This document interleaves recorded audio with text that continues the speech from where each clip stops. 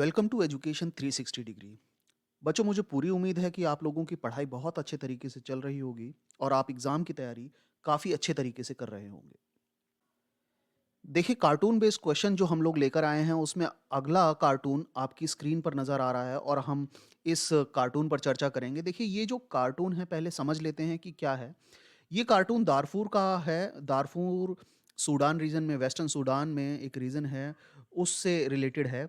यहाँ अगर कार्टून के नीचे देखें, शब्दों की बरसात, ये शब्दों की बरसात की बात करी गई है।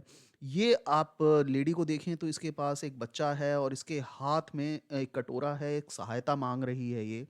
और सहायता से ऊपर देखिए कुछ वर्ड्स लिखे हुए हैं: वंचना, नरसंहार, शांति सैनिक, अंतर्राष्ट्रीय नारेबाजी, अस्वीकार्य, अब, कभी नहीं, सहायता, ये सारे वर्ड्स लिखे गए हैं। यहाँ देखिए दूसरी तरफ आपको 2 लोग हैं जो एक शख्स को लेकर जा रहे हैं। ये एक सिनेरियो और नज़र आ रहा है यहाँ पर।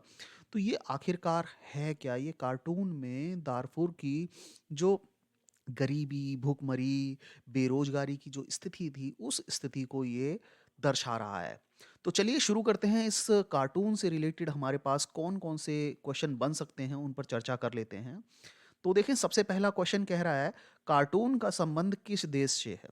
तो जैसा कि मैंने बताया, कार्टून का संबंध दारफूर से है। ये दारफूर लिखा हुआ है यहाँ, ये कंट्री का नाम लिखा हुआ है और ये वेस्टर्न सूडान में एक रीजन है, वहाँ है, उससे रिलेटेड है।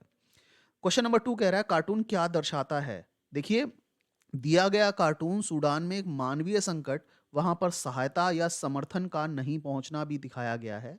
इस कार्टून के अंतर्गत इस समस्या पर अंतर्राष्ट्रीय संगठनों के द्वारा बहस और भाषणबाजी को भी दर्शाया गया है। देखिए, सूडान में जो मानवीय संकट आया, वहाँ बेरोजगारी, भुखमरी की जो स्थिति बनी, उस स्थिति से निपटने के लिए वहाँ किसी भी प्रकार का कोई समर्थन नहीं पहुँचा। अंतर्राष्ट्रीय जो संगठन थे, उन संगठनों के मंच पर बहसबाजी हुई, भाषणबाजी हुई, बड़े-बड़े नारे हुए, बड़ी-बड़ी बातें की गईं, लेकिन असल में ग्राउंड लेवल पर रियलिटी ये रही, ज़मीनी स्तर की हकीकत ये रही कि दारफुर में किसी भी प्रकार की कोई सहायता नहीं पहुँच पाई। देखिए, तीसरा क्वेश्चन कह रहा है कि कार्टून किस प्रकार के संकट को दर्शा रहा है? तो यहाँ ये जो कार्टून है, भूखमरी, नरसंहार और आतंक के संकट को दर्शा रहा है। ये जो कार्टून है, भूखमरी की बात कर रहा है, नरसंहार की बात कर रहा है और आतंक का जो संकट था, उसकी बात कर रहा है। इसके अलावा देखिए, क्वेश्चन नंबर 4 कह रहा है कि कार्टून के संदर्भ में शब्दों की एक बड़ी मदद से क्या अभिप्राय है? देखिए, ये बहुत इंपॉर्टेंट क्वेश्चन है। क्वेश्चन नंबर 4, शब्दों की एक बड़ी मदद, इससे क्या मतलब है? तो देखिए, शब्दों की एक बड़ी मदद का अर्थ क्या था? अर्थ है कि इन संकटों के दौरान अंतर्राष्ट्रीय संगठनों ने इस मुद्दे पर भाषणबाजी ज़्यादा की है और वास्तविक तौर पर मदद के लिए कार्य नहीं हो पाया।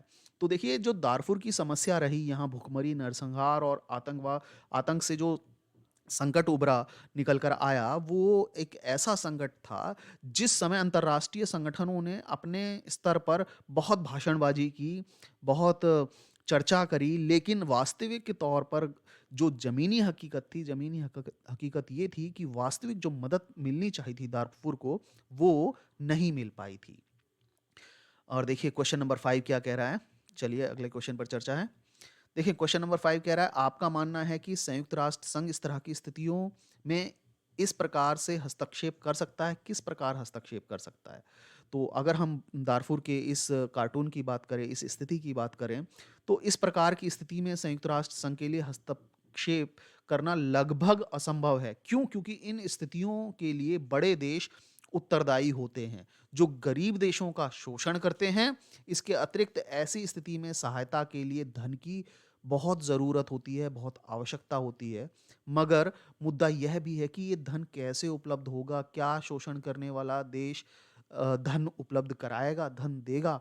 ये बहुत बड़ी समस्या रहती है और ऐसी स्थिति में संयुक्त राष्ट्र संघ बहुत ज़्यादा हस्तक्षेप नहीं कर पाता है। क्यों? क्योंकि देखिए, ये जो दारफुर की समस्या उभरी, ये जो दारफुर में समस्या आई, इसके लिए बड़े-बड़े जो देश थे, बड़े-बड़े राष्ट्र जो थे, विकसित जो राष्ट्र थे, वो उत्तरदायी थे। उन्होंने इस गरीब देश का शोषण किया और ना सिर्फ़ दारफुर का, बल्कि अन्य जो तीसरी दुनिया के गरीब देश थे, उनका भी विकसित देशों ने हमेशा से ही शोषण किया है। और ऐसी स्थिति से बाहर निकलने के लिए सबसे ज़रूरत जो है, वो है पैसे की, धन की। लेकिन अब मानना ये है कि जिन राष्ट्रों की वजह से ये समस्या उत्पन्न हुई है, जिन राष्ट्रों के कार्यों की वजह से ये समस्या आई है, क्या वो राष्ट्र क्या वो देश इन दारफुर जैसे कंट्रीज़ को, तीसरी दुनिया के देशों को, गरीब देशों को इन समस्याओं से बाहर निकलने के लिए पैसा उपलब्ध कराएँगे? ये एक बहुत बड़ा रोल होता है। और देखिए, आपको जैसा कि पता है कि धन उपलब्ध कराने के लिए बड़े देशों के ऊपर बहुत ज़्यादा प्रेशर नहीं डाला जा सकता है। संयुक्त राष्ट्र संघ ऐसी हालातों में, ऐसी परिस्थितियों में बहुत ज़्यादा हस्तक्षेप नहीं कर पाता है।